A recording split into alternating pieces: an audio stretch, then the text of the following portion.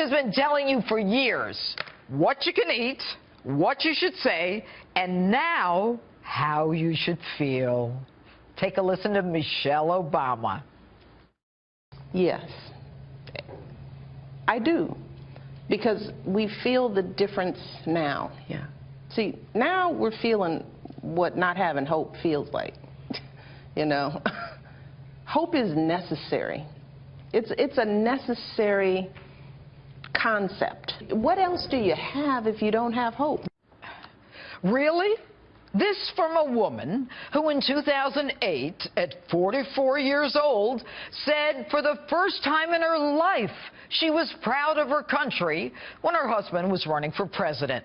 And now, 8 years later, you're out of hope, Michelle?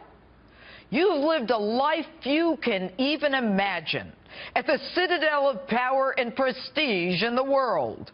You and your husband, blessed by God and the American people, with the unique and historic opportunity to not only lead America from that shining place on a hill, but impact Americans and give them hope that virtually no others can. And now that you're leaving, hope is gone? Since when does hope rise and fall with you and Barack in the White House? But it doesn't end there. When asked if your husband's administration achieved his promise of hope to Americans, your answer, a resounding yes. Quote, especially in times of crisis and turmoil. Are you kidding?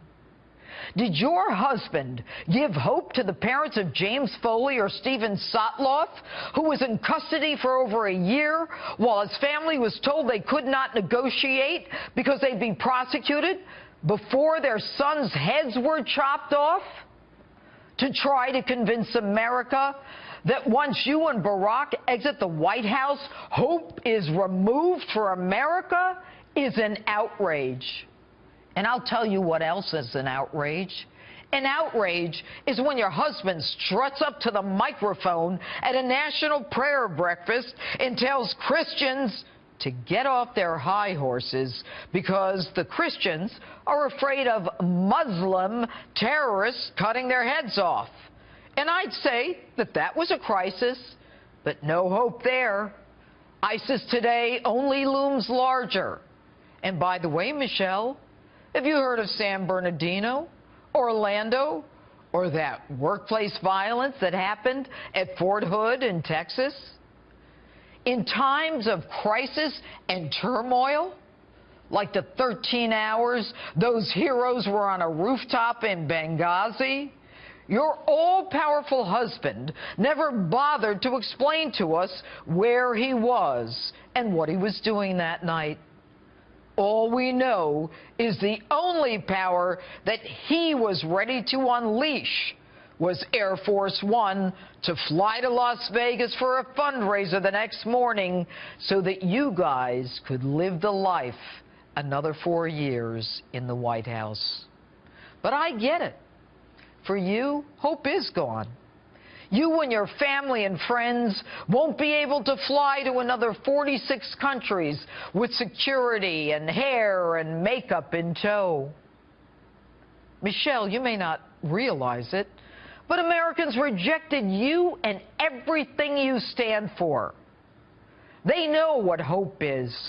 Hope is when people, 30,000 at a time, stand in line in the cold with their children, hoping to get the glimpse of a man that they think can change the course of their lives from the downward spiral that you and Mr. Hope and Change have put them on. I'll tell you what hope and change is.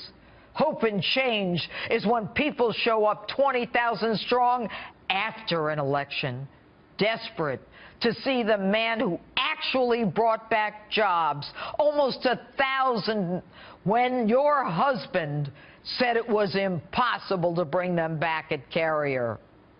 And by the way, if you want to know what it really feels like to not have hope, just walk out of the White House as ordinary Americans. You'll see real fast. Welcome to the America you created, the one with a racial divide, a disrespect of law enforcement and the military, illegals cruising our borders, draining our schools and social services, ISIS and refugees on the rise. No hope? Michelle, I'm surprised at you.